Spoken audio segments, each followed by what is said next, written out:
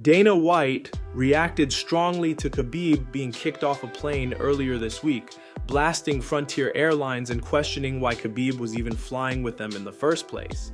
On Pardon My Take, Dana said, "What the fuck is he doing on Frontier Airlines anyway? This kid's got more money than anybody, but that's how humble he is. He's flying on that piece of Spirit airline. What do you expect? Khabib doesn't fight anymore because he's got loads of money. I've got to teach Khabib how to charter a plane, especially if you're just going from Vegas to San Francisco. That's how dumb they are at Frontier Airlines. If there's anybody you want in that position, it's Khabib Nurmagomedov. Khabib shouldn't even know what Frontier Airlines is, just like most people." Eric Nicksick opened up about his frustration following Chris Curtis's loss to Roman Kopylov this past weekend.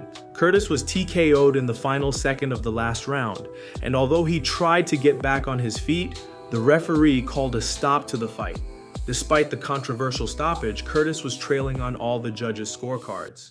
On the Verbal Submission podcast, Eric said, "Despite the stoppage being questionable, I actually wasn't mad over that." He reveals he had a conversation with referee Mark Smith backstage prior to the fight, and Chris Curtis mentioned how Roman Kopylov likes to find ways to stall fights. They questioned him on how he would prevent Kopylov from stalling. Eric claims Mark Smith told him how he would prevent it. However, he didn't actually go through with it during the fight. You know, we need to take accountability on our end. Yeah. And I said this to Chris immediately after the fight. We should have never been in that position, right? Yeah. If you don't want Mark to make that call, then don't get head kicked. Yeah. I got to be honest. Fair enough. Don't be in that position or that situation to make him make that type of decision. Now, the stoppage was questionable, okay? We're all in agreement to that. Yep. But it wasn't the stoppage that I'm mad about. It was the fact that prior to the fight, the referee comes in and asks, "Do you have any questions or concerns?" Chris Curtis went on and said, "This guy will find ways to stall. What are you going to do if and when he does stall? And how are you going to score it? Or how are you going to handle that?" We laid out the game plan on how we're going to attack and approach the game plan. That round one was going to be broken up into two segments. For us, round one was going to be rounds 1 and 2. The way that Chris fights, he starts slow, so I wanted him to pick up the pace. The pace was going to pick up the second half of round 1 into round 2 and basically the start of round 3. But our question was, when we start going downhill and he starts to stall, how are you going to handle it? And we were told something different than the way he handled it in the fight. Right. That's what I'm pissed off about. Rafael Fiziev is eager to return to the octagon after his last fight against Mateusz Gamrot in September 2023, where he lost via TKO in the second round due to a knee injury. After recovering from a torn ACL, Fiziev has just been medically cleared to fight again. On X, he wrote, "I've accepted fights in September, December, January, and February against 4 different opponents, yet I still don't have a date. I'm working hard and can't wait to step back into the octagon. It's been way too long." Viktoria Dudakova has issued an apology for slapping her coach at UFC Vegas 101 this past weekend. After losing to Fatima Klein via TKO in the second round, Viktoria confronted her coach, who is also her husband, telling him, "You didn't even come over, you just sat there. That's how little you cared." She posted this on Instagram today, and the emotions have calmed down a bit. First of all, I would like to apologize to my husband and coach. I was upset that at such a difficult moment, he turned away from me and did not want to go into the cage. This is not an excuse, and I am not looking for an excuse for myself. I did the wrong thing. I could not control my emotions. I set a bad example for athletes and the younger generation. I also want to apologize to sports fans. Thank you to everyone who stays with me in such a difficult situation. Israel Adesanya and Robert Whittaker have been training together this week, with Izzy sharing footage of their sparring session a few days ago. It seems like the two are also collaborating on some content for Izzy's YouTube channel. Speaking to the New Zealand Herald, Rob said, "We came to the conclusion that we needed more bodies. We wanted to experience new training styles, and we started looking at our options. We were looking all over the world. Definitely, there's training out there in the States and whatnot, but like a flash of lightning, I thought City Kickboxing's just across the lake. It's practically home. Why don't we contact them, head over, meet the boys, see if it works? Then maybe we can work something out and try to form a good relationship." There's no way that I thought we'd be here breaking bread, But here we are. The world's a funny place. I'm happy for it because just being open to ideas and broadening horizons, I've met some new boys, I'm getting some new work out of it, and it just keeps things fun, keeps things interesting. You don't want to like a rival. There's a point I make of not trying to like any other middleweights just because of the potential of fighting them. But I think that door is kind of closed with me and him now training together. I've been in the game so long, he's been in the game. We know what the stakes are. If anything, we know each other better than most other people. Eddie Alvarez and Michael Bisping discuss coming up short in high-profile fights on the Believe You Me podcast. Watch the full podcast, link below. Eddie reflects on losing the UFC lightweight title to Conor McGregor via TKO, while Bisping compares it to his own loss to Georges St-Pierre, where he was choked out in the third round as the UFC middleweight champion. Alvarez will face Jeremy Stevens at BKFC Knucklemania 6 on January 25th. Me, it wasn't so much the fight with Conor that was overwhelming. It was my change in lifestyle being UFC champion. That was overwhelming for me.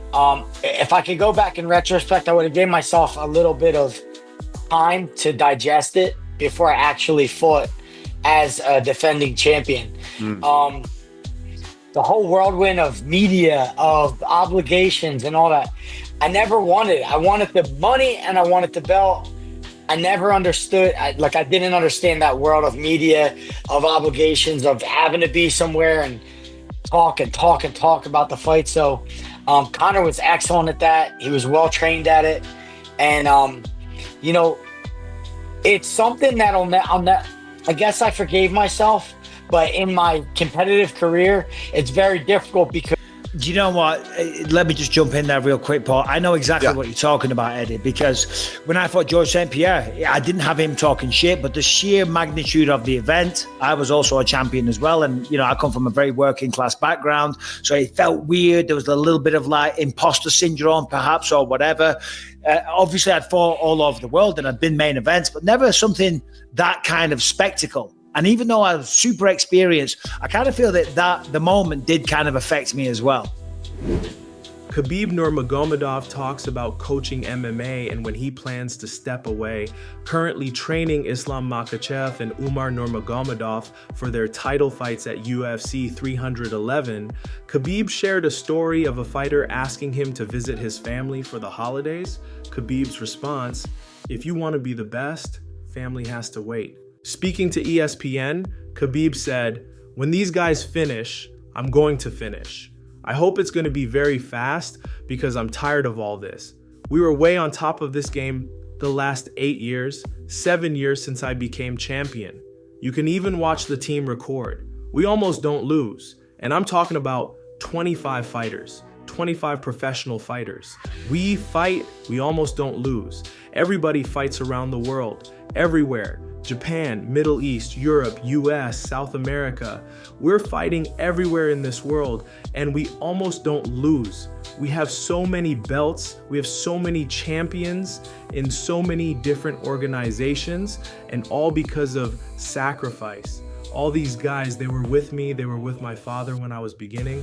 When I finish, a couple of guys finished with me, already finished. There are like 6, 7, 8, on a very high level, they're still there. When they finish, I'm gonna finish too.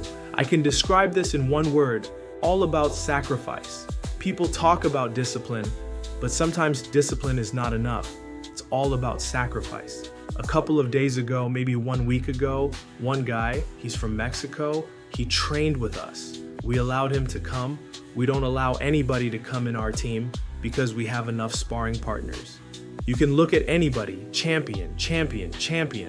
We don't need nobody. We have almost 30 killers inside one gym. Why do we have to invite some people? He comes to me like, hey, in holidays, I want to go to Mexico. And I told him, brother, Mexico, your family, everybody has to wait. If you want to become the best in the world, you have to be inside the room. Same thing. If you want to be the best, there is no family. If you want to spend time with your family, kids, okay, be with them.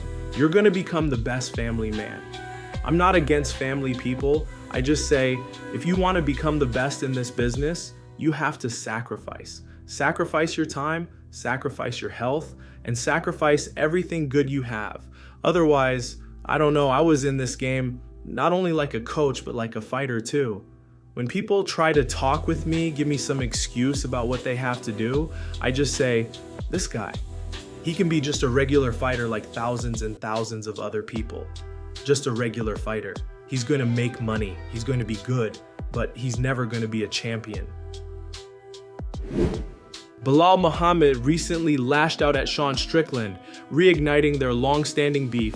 The tension started a few months ago when Sean mocked Belal online, commenting under a post, "Belal looks like why I have to take my shoes off in airports." The animosity escalated earlier this month when Sean posted controversial comments, stating, "America is a country of Christ. You could be Christian, Catholic, atheist, but our core values is that of Christ. I have nothing against Islam or Muslims, but Islam should stay in Islamic countries. Although you would all benefit from Christ, and I'm agnostic." Belal reposted that and wrote, "Well, wasn't this the guy crying because his Christian American dad used to touch him?" Belal, who hopes Strickland gets knocked out, is also rooting for Dricus du Plessis to take the middleweight title from him at UFC 312. Belal said, "I hope he loses. I hope he gets knocked out and put unconscious and doesn't wake up. But regardless, I would always still want to move up and fight him, whether he has the belt or not. That will always be a fight that I say yes to. It's personal. The guy's just an airhead. He's literally the definition of trailer trash. That's what he is. So when he says all this dumb stuff, people need to make him pay for it. The Twitter people are happy to see it, and he knows it because he can't get attention other than saying dumb things. So he has to say stupid, wild stuff because nobody cares about him without it. He's kind of like Colby Covington. Nobody cared about him before he started saying dumb stuff. Strickland is trying to level it up even more so he could have that wow factor because his fights suck. He always talks about, I'm gonna kill this guy. We're gonna go to war. And it's literally just a teep fest. I think he knows that he sucks. So that's why he goes out there and says this dumb shit. Dana White provided updates on Conor McGregor and Jon Jones today. Regarding Conor, Dana claims he won't be boxing Logan Paul or KSI and wants Conor to return to the UFC in the fall. As for Jon Jones, Dana is confident that a fight with Tom Aspinall will happen later this year. Dana said, "We're in the works. We're talking on it. I've said that I'm very confident that fight happens this year. Nothing is holding it up. It's just a matter of getting it done. It's not as easy to put these types of fights together as people think they are. They take time, but we'll get it done." And that's gonna wrap it up for the news. Thanks for watching.